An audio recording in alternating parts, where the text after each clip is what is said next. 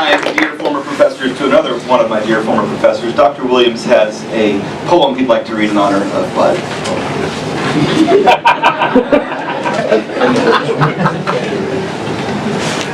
I titled it, Bud, the Most Unique Coffee Man. On an early day came a clarion call. It was heard by all. It's a boy. Like a shaft of light, a sun piercing sorry, I can't get it all out. Uncertain clouds, all faces were aglow with a special joy. But soon all know no name had been said. He needed one before leaving his bed. Someone suggested his name should be Ed. His mother then said, "You're out of your head.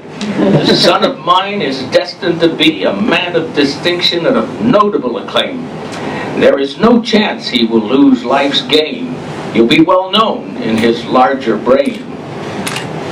This young baby boy is like a flower to me. Admittedly, he is only a bud for now.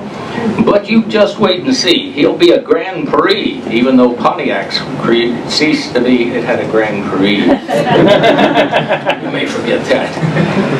His mother knows he'll be first rate. He'll beat all others to the opened gate. He'll know just how to navigate, and he'll find it easy to pontificate. This bud we honor has been well blessed with thousands of ideas in his head compressed.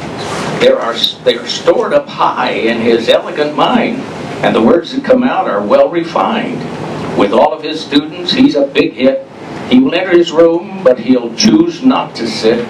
His brain works overtime when his head's about to spin.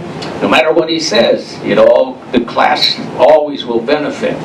In class he may walk a mile, for indeed that's his style. He walks while he talks, but never does he balk.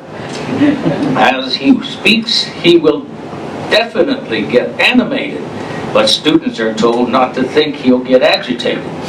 No one knows just how this type of teaching started, but his words will come out of what seems to be percolated.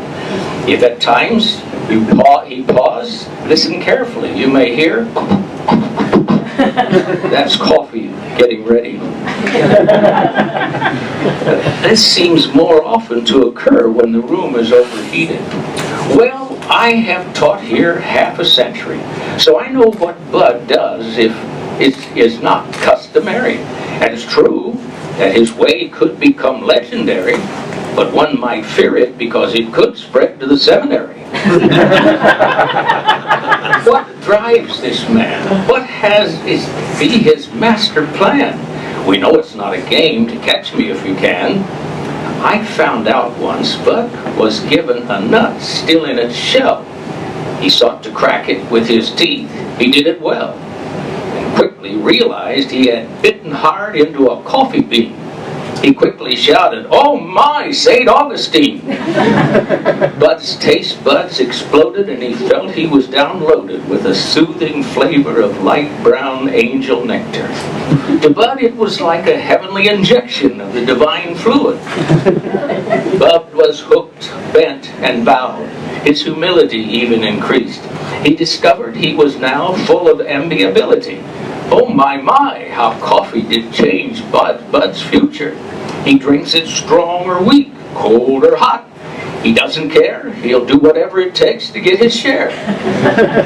He doesn't need to drink it. He can take it through his skin. He did one time. He set his cup down on the table. He didn't know it tipped. Then the coffee flowed as it was able. He quickly moved to the edge of the table. Soon Bud sat down. Immediately he knew his pores were drinking in the coffee. Bud acted as if nothing had happened. Yet, fully aware, his trousers were shouting with every thread, "Soak it all up, every drop. Let not one molecule escape. Our master wants all to stay alive, for coffee is his ointment. Oh yes, it's really his balm in Gilead." After his class had been dismissed, Bud felt full of energy because all of the pores were shouting, "Yippee!" And those trousers knew his skin had reached its epiphany, having absorbed that heaven-sent angelic cup of coffee.